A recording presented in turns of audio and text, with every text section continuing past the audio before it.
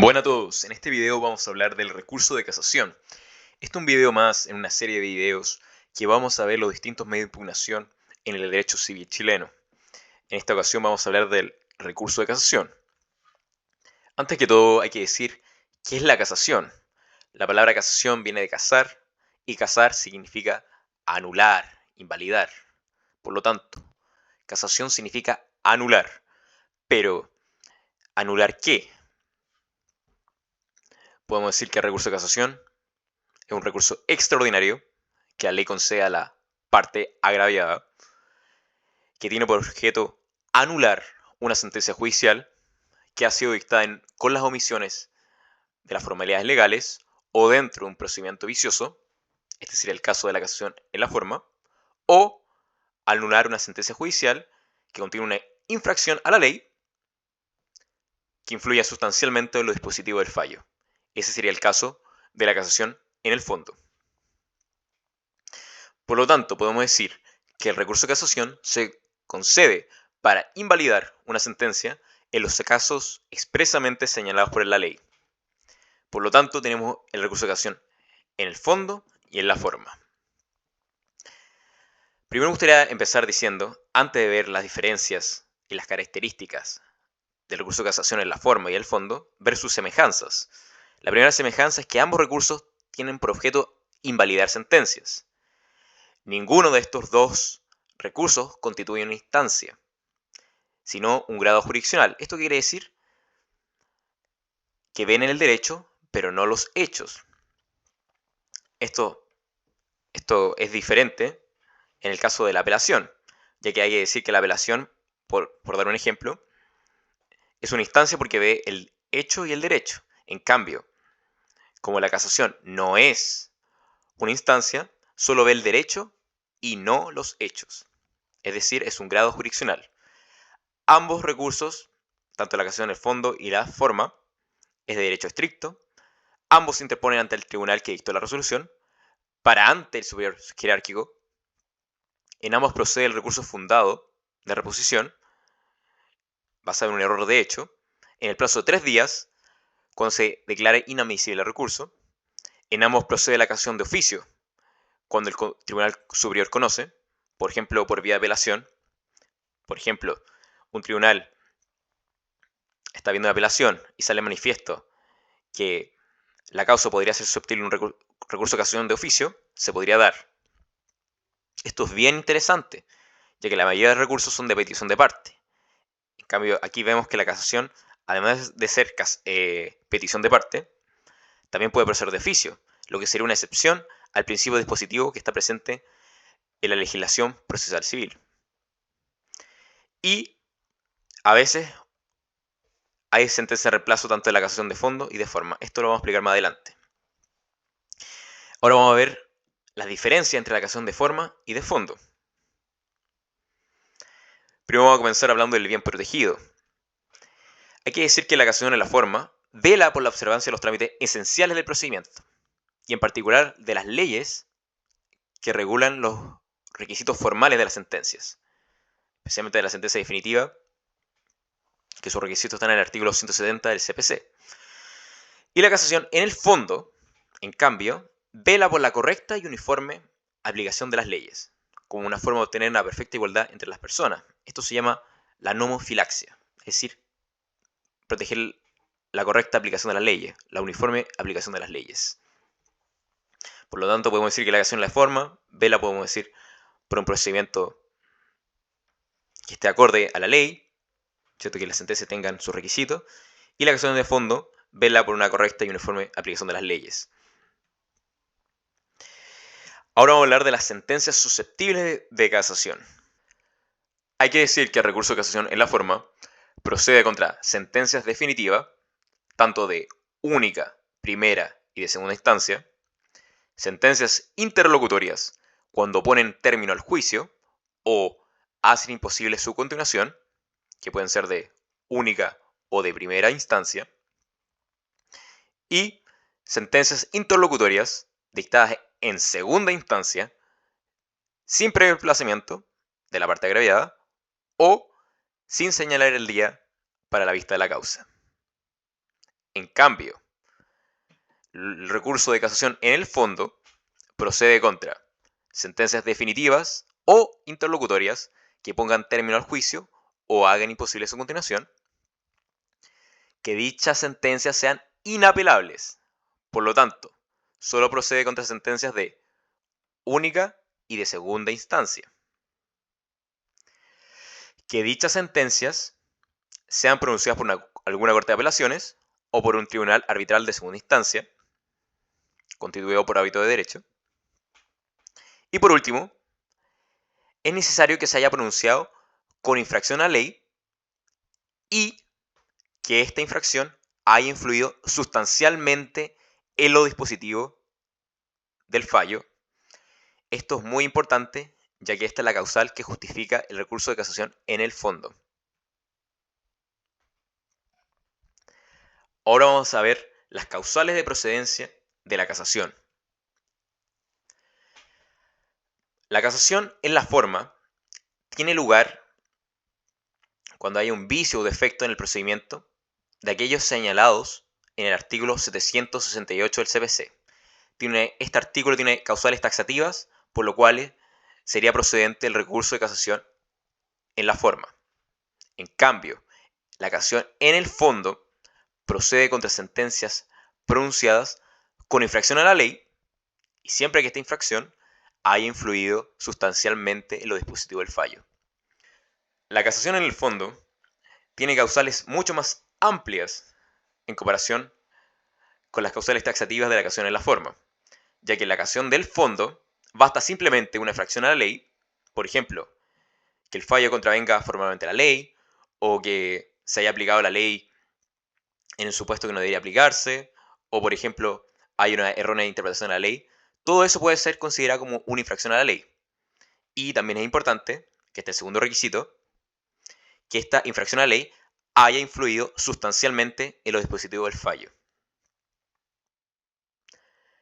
Ahora vamos a ver las causales taxativas del recurso de casación en la forma del artículo 768 del CPC, que contiene 9 numerales.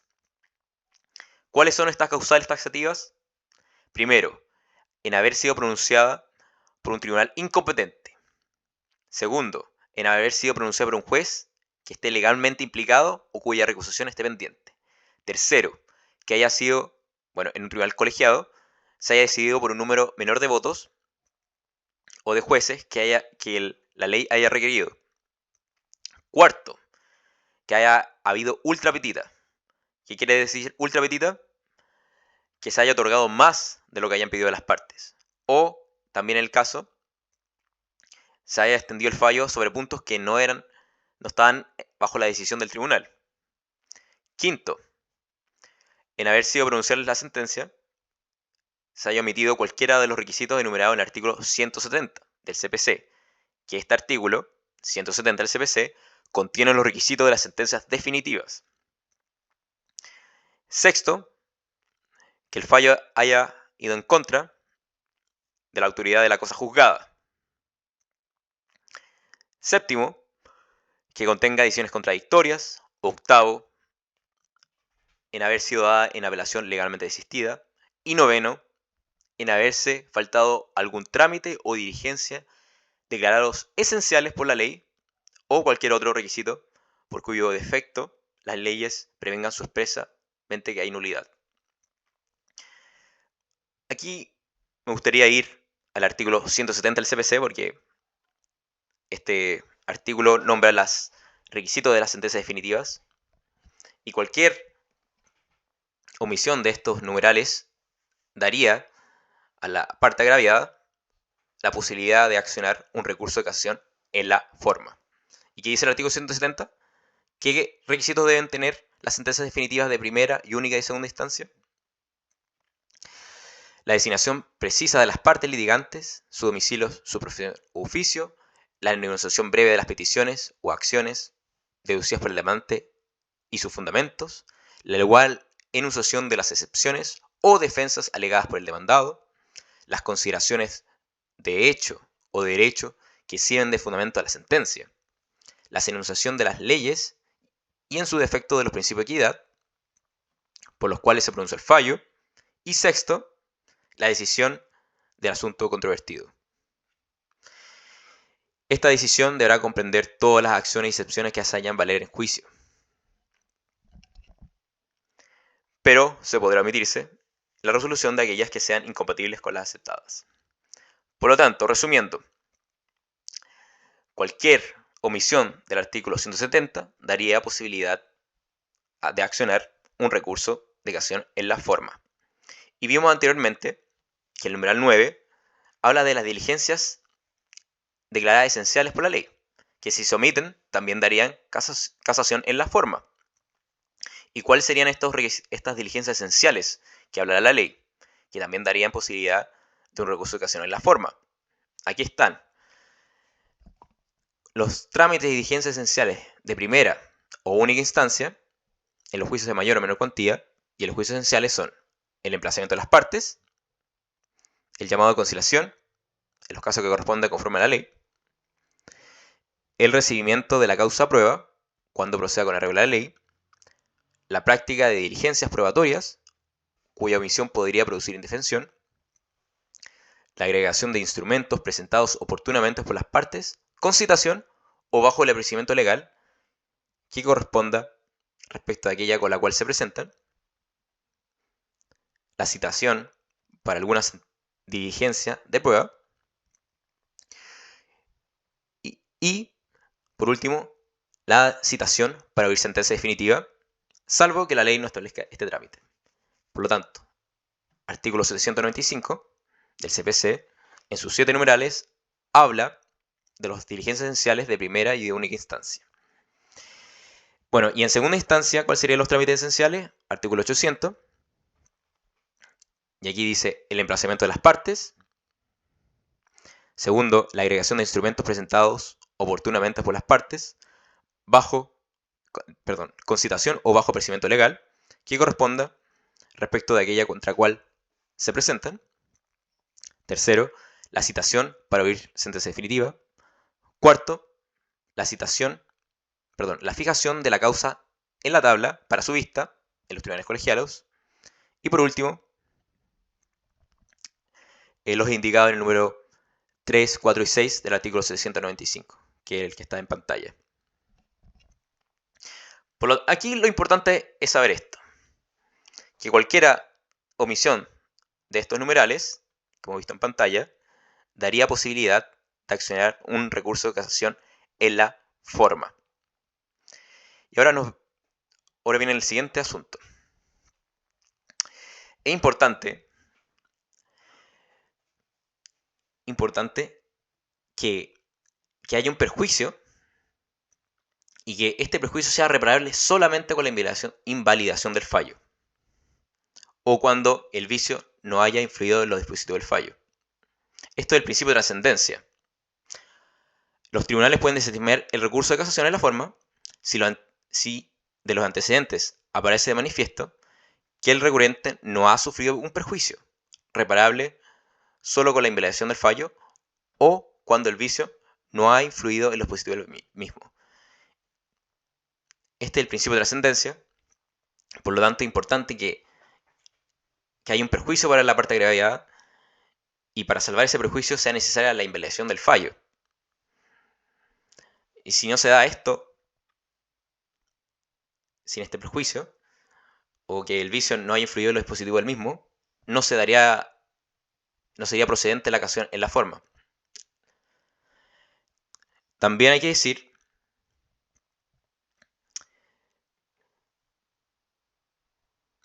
la preparación en el recurso en la forma. Para que pueda ser admitido el recurso de casación en la forma, es indispensable el que lo haya reclamado haya ejercido oportunamente en todos sus grados los recursos establecidos por la ley. Este es un requisito importante para que el recurso de casación en la forma sea admisible. ¿Esto qué quiere decir? Hemos visto anteriormente que el recurso de casación en la forma tiene diferentes causales, tiene que haber un perjuicio que sea solo reparable con la invalidación del fallo, y es necesario que se prepare el recurso en la forma, que quiere decir la preparación, que se haya opuesto oportunamente en todo su grado establecido por la ley los recursos presentes. Voy a dar un ejemplo.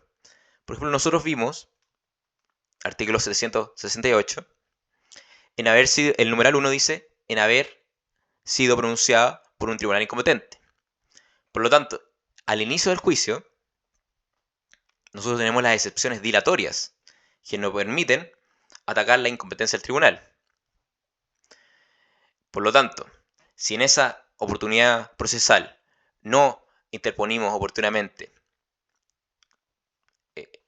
las excepciones dilatorias para que un tribunal incompetente no nos juzgara, ¿cierto? Y en las oportunidades procesales siguientes tampoco reclamamos ese vicio del procedimiento, significa que no podríamos interponer el recurso de casación en la forma. Es decir, que para interponer el recurso de casación en la forma, hay que, en las oportunidades judiciales, en las oportunidades procesales, hay que interponer el recurso. Ahora sí hay que decir que no es necesaria la preparación del recurso cuando la falta o el vicio esté el pronunciamiento mismo de la sentencia que se trata de casar. Por ejemplo, se dicta una sentencia definitiva y se omite nombrar respecto de las excepciones del demandado o de las peticiones concretas. Como se dice, el vicio está en la misma sentencia que se dictó, ahí no es necesaria la preparación, porque el vicio está en el acto mismo de dictar la sentencia, que está ahí presente. Y lo que hemos dicho es respecto a la casación en la forma, ya que en la casación en el fondo no es necesario la preparación. Es una diferencia importante. Ahora vamos a hablar del plazo de interposición. El plazo del recurso de casación en la forma contra sentencias de primera instancia es de 10 días, tratándose de sentencias definitivas.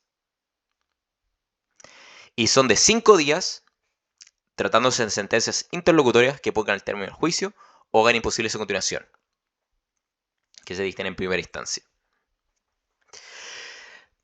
Y respecto a las sentencias de única o de segunda instancia, el plazo de la casación en la forma es de 15 días. Ahora vamos a hablar del recurso de casación en el fondo. El plazo es siempre de 15 días para interponer el recurso. La excepción serían las sentencias dictadas en juicios de mínima cuantía, que ahí sería el plazo de 5 días. Pero casación en el fondo, regla general, siempre 15 días. Vamos a ver los requisitos del escrito de casación. Si se deduce casación en el fondo, deberá tener, primero, en qué consiste el error de derecho que adolece la sentencia recurrida, y segundo, cómo ese error influye sustancialmente en los dispositivos del fallo. En cambio, si se deduce la casación en la forma, el escrito tendrá que mencionar expresamente el vicio que se funda y la causal que se invoca. Tanto el recurso de casación en la forma como en el fondo debe ser patrocinado por un abogado habilitado, que no sea procurador del número. Y en el caso que se deduzcan ambos recursos, tendrán que hacerlo en el mismo escrito. También me gustaría aquí decir algo importante, que nunca va a proceder un recurso de casación en el fondo con una apelación. ¿Por qué? Porque ya dijimos que unos requisitos eran sentencias inapelables. Por lo tanto, como la casación en el fondo siempre son sentencias inapelables, es imposible que vaya acompañada de un recurso de casación. Pero la casación de forma se puede dar el caso de que esté acompañada con una apelación.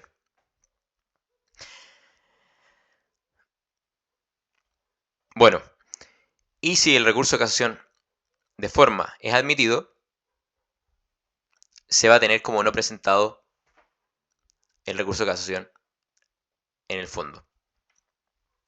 Ya interpuesto el recurso, después no se podrá modificar. ¿Y ante quién se pone el recurso? El recurso se debe interponer por la parte agraviada al tribunal que haya pronunciado la sentencia que se trata de invalidar. Esto se llama el tribunal acuo, el que dictó la sentencia. Para ante a quien le corresponde conocer, conforme a la ley, que el tribunal superior, que el tribunal a quien. Si se dedujo conjuntamente la cassación en el fondo o la apelación, deben presentarse en el mismo escrito, ¿cierto? Este es el caso de la cassación de la forma. Y se debe señalar, en el caso de la cassación de la forma, cómo se preparó este recurso. Eso también es importante. O, en el caso que no sea necesaria la preparación, señalar por qué no es necesario. ¿Cuál es el tribunal que conoce el recurso? La cassación en la forma es de competencia del tribunal inmediatamente superior en el grado jerárquico de aquel que dictó la sentencia recurrida. Por lo tanto, si lo dictó un juez de letras, sería competente la Corte de Apelaciones. Si lo dictó una Corte de Apelaciones, sería competente la Corte Suprema. En cambio, la casación en el fondo es competencia exclusiva de la Corte Suprema. El trámite de admisibilidad del recurso de casación. Primero, el tribunal acuo, o sea, el tribunal que dictó la resolución, va a hacer un trámite de admisibilidad. Primero, si se interpuso en el tiempo oportuno, y segundo, si es patrocinado un abogado habilitado. Si éste lo declara inadmisible, procede a un recurso de reposición fundado en error de hecho, con el plazo de 3 días. Si lo declara admisible, subirá al tribunal ad quem, que será el tribunal superior, y este también hará un examen de admisibilidad que lo hará en cuenta. Este también verá si se interpuso en el plazo oportuno y si también ha sido patrocinado por un abogado habilitado. Este tribunal también ve otros requisitos, ya que si interpuso una cassación en la forma, también examinará si se mencionó expresamente el vicio y el defecto que se funda, ¿cierto? Y la causal, si se interpuso un recurso de casación en el fondo, va a examinar si se dijo cuál es ese error de derecho que adolece la sentencia y cómo ese error influyó sustancialmente en los dispositivos del fallo. Esto es importante también. Excepcionalmente, el tribunal ad quem, a pesar de haber declarado la inadmisibilidad del recurso, podría decretar una casación de oficio cuando lo estime pertinente. Y también hay que decir, también procede un recurso de reposición fundado en error de hecho, con plazo de 3 días, en el caso si se declara inadmisible. Si todo está bien, el tribunal ad quem ordenará traer los autos en relación. En cuanto a la duración de los alegatos, la casación en la forma se limitan a 1 hora. En cambio, la casación en el fondo es de 2 horas. Esto también es importante.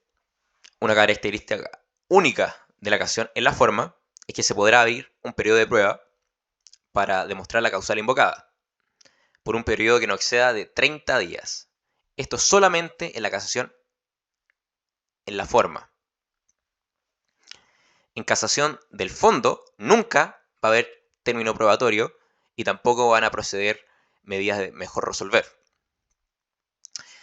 También hay que decir que la casación en la forma se fallará la causa en un término de 20 días, contado desde aquel se terminó la vista. Y en el caso de la casación en el fondo, se debe dictar por la Corte Suprema dentro del plazo de 40 días contados desde aquel día que se terminó la vista. Sentencia de reemplazo.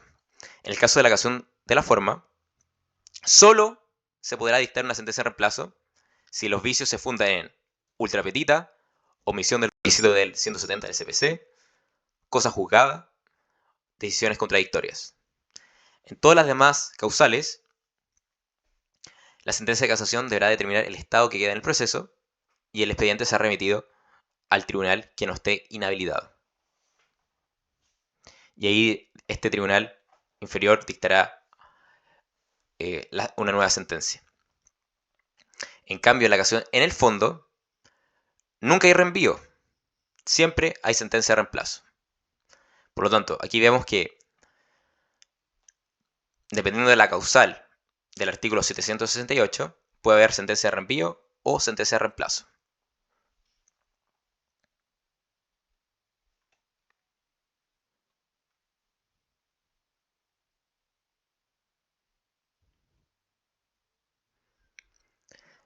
En cuanto a su extensión de sus efectos, el recurso de casación en la forma, por regla general, invalida la sentencia recurrida y además, excepcionalmente, todas aquellas actuaciones posteriores al vicio en que se fundamentó dicho recurso. En cambio, si es casación en el fondo, solamente invalida la sentencia recurrida. Respecto al recurso de casación, hay que decir que no suspende la ejecución de la sentencia cuando se interpone, salvo cuando su cumplimiento haga imposible llevar el efecto que se dicte si se acoge el recurso. La parte vencida podrá exigir de que no se lleve el efecto de la sentencia, mientras la parte vencedora no rinda fianza de resueltas, a satisfacción del tribunal que haya dictado la sentencia recurrida, salvo que el recurso se interponga por el demandado contra la sentencia definitiva pronunciada en el juicio ejecutivo, en los juicios posesorios, en los de desajuicio y en los de alimentos. Bueno, lo importante aquí es decir que, como regla general, el recurso de casación no suspende la ejecución de la sentencia. Ahora,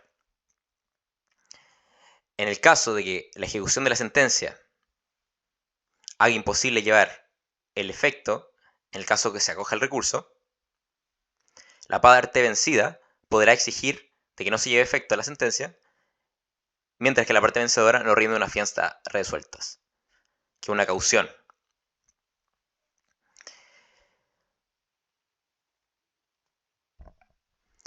Espero que les haya gustado este resumen. Suscríbanse, denme like, comenten si quieren más videos. Adiós.